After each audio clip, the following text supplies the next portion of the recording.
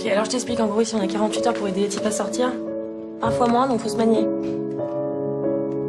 Bonjour, c'est quoi votre nom? Samba Cissé. Vas-y, note, Alice. En fait, je travaille dans la restauration depuis plusieurs années déjà. J'avais fait une demande de titre de séjour. Ils m'ont embarqué. Putain de sa race. C'est ça, j'ai pensé aussi. Je note pas ça. Ça se trouve, pour lui, c'est direct Dakar et sans passer par les duty free. Et après, on a utilisé quand même les effets positifs. Voilà. Ça, comment dire les choses élégamment. C'est vrai que quand on appelle des acteurs comme Gainsbourg ou Tahar Rahim, etc., peut-être qu'il y a quelques années, ça n'aurait pas répondu tout de suite. Ça aurait été sur répondeur. Mais là, au moins, on a utilisé ce qu'on pouvait utiliser. Sans essayer de se prendre la tête avec ce qui peut polluer. Mais on a beaucoup eu la phrase de « mais comment allez-vous faire ?» Ce qui est curieux, hein, parce qu'en France, quand on a du succès, on a l'impression qu'on est dans la merde. Je vais te donner un conseil. Faut garder la distance, parce qu'après, ça peut vraiment faire mal s'ils sont renvoyés. Mais on écrit ce qu'on a envie de voir, nous, au cinéma. Donc, on est très poreux à ce qui nous entoure. C'est pour ça que... Et en plus de ça, on a la chance d'avoir Omar Sy qui peut raconter ces histoires-là aussi et qui peut, comme vous le dites, rendre populaire peut-être, en tout cas, amener des projecteurs sur des gens qui n'ont pas l'habitude d'être éclairés, quoi. Ou alors on n'en parle que dans les journaux télévisés ou dans le documentaire. Là, c'est vrai que ça peut rendre plus grand public ce thème-là. Et si ça crée des débats après, tant mieux. Vous savez, en 10 ans, j'en ai fait des associations. Et vous êtes quand même spécial.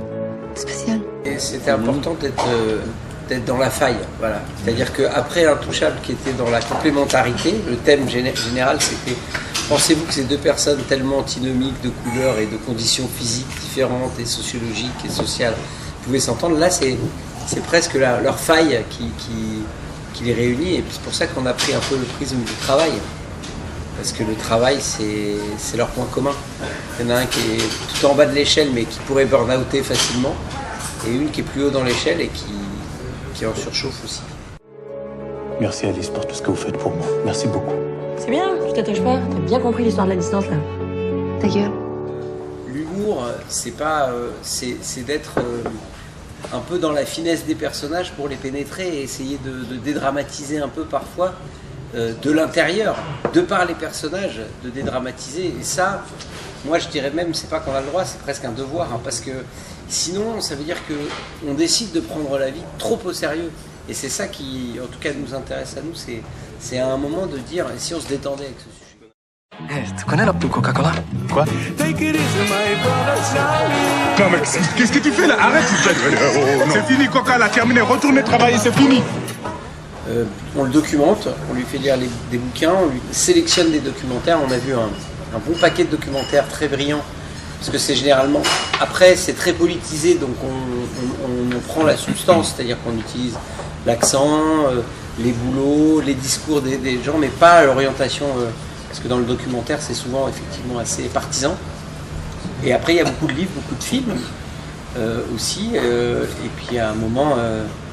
il y a comment il le ressent lui, et après il y a un travail sur l'accent, sur la posture, c'est aussi une direction artistique, sur les costumes, sur les cheveux qui se laissent pousser, sur le poids qui prend un petit peu de poids, il baisse un peu le pas n'est pas le même, le pas est un peu plus lourd, il doit être discret, il est toujours à l'affût, il regarde à droite et à gauche. C'est vraiment une construction, c'est une construction qui vient peu à peu avec la préparation du film. Un mois avant, on commence à les décors, ça joue, hein, je veux dire, c'est des vrais centres de rétention, le vrai tribunal administratif. Ça, je peux pas, c'est pas possible. Bon, balance les pompes. Qu'est-ce que t'as fait là? Bah, tu m'as dit balance!